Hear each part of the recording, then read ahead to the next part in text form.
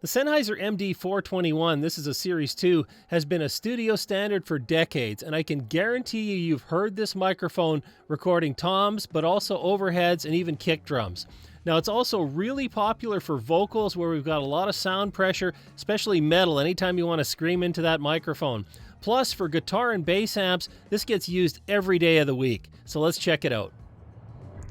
Now, I have unprocessed audio for you with voice, guitar, bass, percussion instruments. We're going to have microphone comparisons. I have solid state and tube preamps. Plus, this mic has a 5-position twin-stage high-pass filter. We got a lot to do. Let's get right to it. Now, I want to start out by talking about working distance. This is a dynamic microphone, so you're expected to kind of be in a closer range. It's a cardioid pattern here.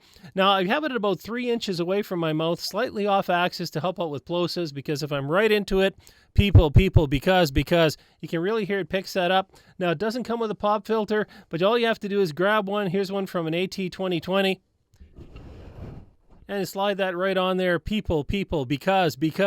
And you see that cleans that up right away. Of course, you could use a shield on it as well if you really want to scream into it. But that said, I mean, this microphone here, really good performance from this distance. Definitely proximity effect. If I get close to it, you're going to hear a lot more of that. As I back off, you're going to hear it less. When I get about a foot away from the microphone, it's going to sound a little more distant, but it really doesn't pick up the room. This is an excellent microphone if you have less than ideal recording conditions. It really focuses in on a tight area of pickup here. That said, the other thing I notice is there's a lot of clarity with this microphone. For a dynamic mic, we're certainly getting a fairly crisp sound in that upper range. Now, it is boosted a little bit in that kind of 2 to 5K range, and then it actually rolls off a little bit after that. But I'll let you hear it with a shaker just so you can hear the detail.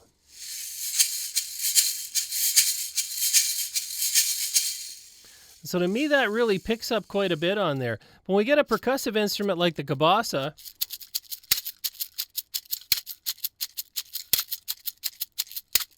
again, picking up a lot of the detail in that coming from it. Now, it has this twin-stage filter on it, this high-pass filter with multiple settings, and I'm going to get into that with a lot more detail later, but let me just turn it all the way to the extreme roll-off position. And you see, now I'm going to kind of sound like an old-school AM radio announcer, but I want you to hear it with the cabasa again, the difference in the higher frequencies as well as those percussive claps. You see, that makes quite a bit of difference. And that's very useful if you're miking up drums with this, because the built-in filter will really let you cut a lot of the bleed. Say you're using this on toms, you can cut a lot of the kick bleed out, or you want to use it on overheads and emphasize the cymbals, you can really do that with this mic. So a lot of flexibility here. It's a dynamic, so I'm not going to back up to 2 feet or anything like that. This is the range you want to use it at. Now, I have a few microphone comparisons for you. Of course, on this side, the Sennheiser MD421-II. On the other side, the Sennheiser XS1, a microphone that's about 10% the price of the 421. So both Sennheisers, big difference in price here. Keep an eye on that top corner to see which one I'm speaking on. Plus, of course, I'll have the details in the lower thirds for you. So as I go back and forth, of course, the XS1 is a handheld microphone. Both of these are dynamics, both designed for recording or live performance use. A lot more versatility with the 421, but here's the raw sound, heads up, one-on-one. And of course, now that you've been listening to me on both microphones, can you tell the difference? Is this the Sennheiser XS1 or 10 times the price, the Sennheiser MD421-II? Check that top corner to find out. Now, for the second comparison, I have the MD421 versus the Shure SM57, and you're going to be seeing more of these two microphones with the guitar and bass cabinets later on. But I wanted to give you this heads-up shootout here of two studio staples again. The 421 is about 4 times the price of the SM57. A lot more versatility here, but overall just sound on sound. Here's the comparison one to the other. And once again, you've been hearing me on both microphones. Can you tell the difference? Is this the MD421-II or the Shure SM57? Once again, check that top corner to find out. And for the last comparison, I of course have the MD421 and I have the Shure SM7B. I chose the 7B because it also gets a lot of use for vocals, especially if we need screamers, metal, that type of thing. It'll take a lot of sound pressure. So moving back and forth between the two of them, price is very comparable between these two, so maybe it's a little bit fairer matchup. And so back and forth, can you tell the difference? Two dynamic microphones, both get a lot of use in studios. Again, they're what I call a standard microphone. And now that you've been hearing me on both for the last time, can you tell the difference? Is this a Shure SM7B or is it the Sennheiser MD421 Mark II? Check that top corner. And up until now, you've been listening to me on the 421 connected directly into a Focusrite Scarlett 8i6.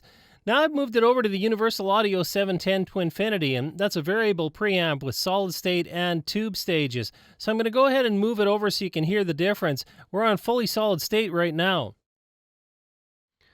As I start to blend the tube in, I'm up to about 25% tube. And so it starts to introduce a little bit of saturation. Just want you to hear how the microphone frequency response plays with that.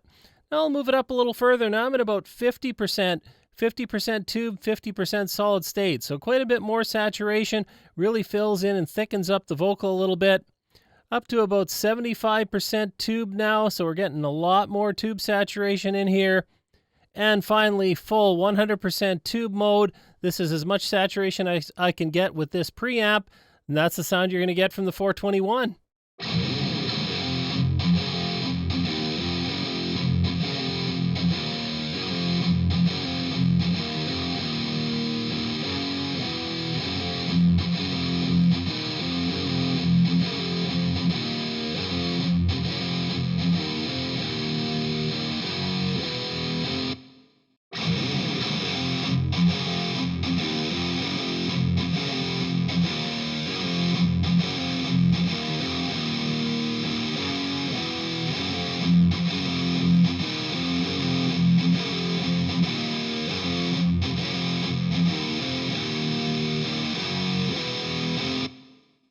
Now for the comparisons with the SM57, I've left the 421 with the bass roll-off or high-pass filter turned off.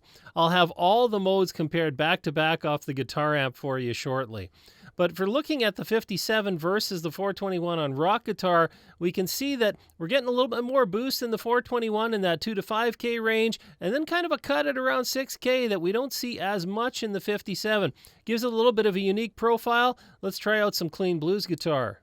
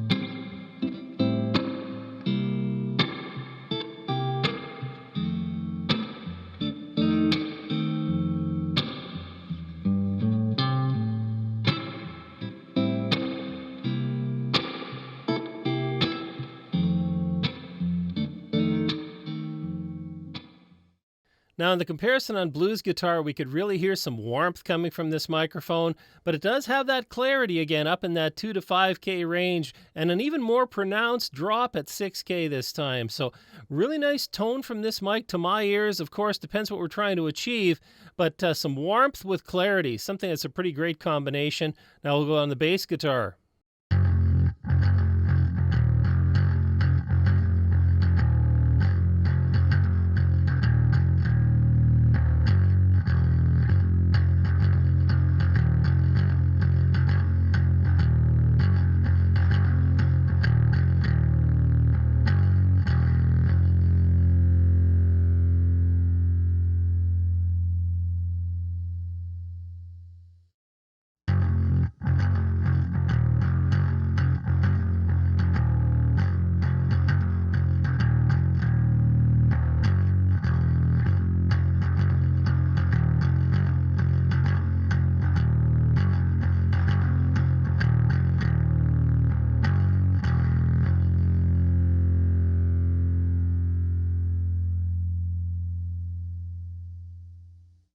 Now, quite a bit of similarity on the recording here on the bass guitar, but I will say that the 421 seemed a little more rounded in the sound to me. We again see that pretty significant cut in that 6K range. It just seems to be characteristic to the pickup on this microphone. But this will take really high sound pressure levels, so we can drive that bass guitar as loud as we want. Sennheiser says they've tested this up to about 160 dB, so that's far more than we're ever going to use. On the bass guitar, I think this is a really great choice. Now I want to go ahead and give you all 5 modes with this high-pass filter. We'll go back to the guitar cabinet and let you hear them side by side. Now, to let you hear the difference between the 5 modes on the bass control or high-pass filter when you're recording through a guitar cabinet, I went ahead and made 5 recordings through my guitar amplifier. I used a pre-recorded track each time played back through the amp to keep things as even as possible. Then I loaded those 5 tracks up into Studio One, synchronized the audio, and even out the levels.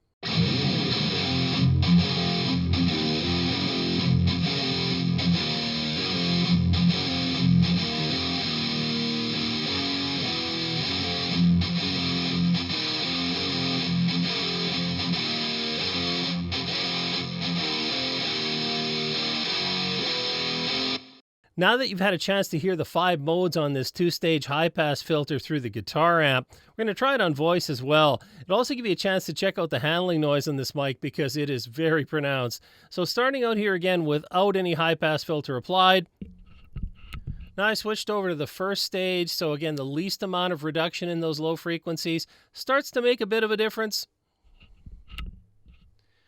Now moving up a step here, I'm starting to hear more difference in my monitoring.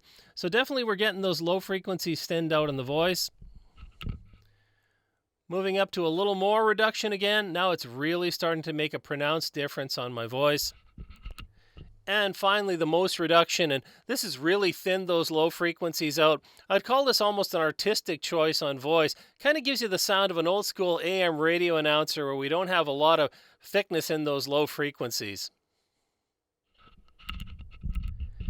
And back to without any, just so you can hear how drastic that difference is. Now, I've been talking about how you can use this microphone, and in particular that bass control switch, to help with bleed, but just the pattern itself makes a big difference here. I'm going to go ahead and let you hear just how closely it rejects all the way around the mic. And of course, you're used to that handling noise by now. This is straight into the mic. Now I'm at 90 degrees to the microphone, and wow, did that ever drop off a lot. And around the back of the microphone, again, hardly any sensitivity. And the other 90 degrees this way, again, really drops off the sound. Back up to the front. So, I mean, really good rejection as a cardioid microphone. While I have it out of the clip, I'm going to tell you that this is all plastic construction with a metal grill, which I was kind of surprised to see. I thought, gee, I'd think they'd do a metal body on this. And there's a lot of resonance from the plastic, but it's not meant to be held. It's meant to go on a good mic stand for whatever you're recording. The clip actually snaps in. It's kind of a proprietary clip here, so you don't want to break this. It allows you to adjust it back and forth. I suppose you could sit this into some sort of a shock mount if you wanted to, but it's not really how it's intended. Now, even though I really don't think this microphone needs a lot of processing, I wanted to give you an idea if this was going to be for a podcast or voiceover application. I've gone ahead and thrown the pop filter on here so I can get up a little closer on the microphone for some proximity effect. I also have an EQ and a compressor on here. I want that compressor to even the sound out. The EQ is there to thicken up a few of the low frequencies that are normally rolled off on this mic, even without that high-pass filter engaged. Boost a little bit at 500 hertz as well. I don't want this to sound scoop. And you can see that I've made up for some of that dip at 6 kilohertz as well as above 10K just to get a little bit of air and crispness back in here. I think this is very usable. Again, this is plugins. We'll do it again with hardware. And for those of you that prefer a little more of an analog approach, I've gone ahead and connected the MD421 up to the Universal Audio 710 to Infinity, all on solid state this time. That's connected into the ART voice channel where we have EQ, compression, de-essing, as well as expansion. So pretty standard sort of chain for voiceover application. This is the sound you get on analog. You can do a lot more with it, but just as a contrast to what we had with plugins.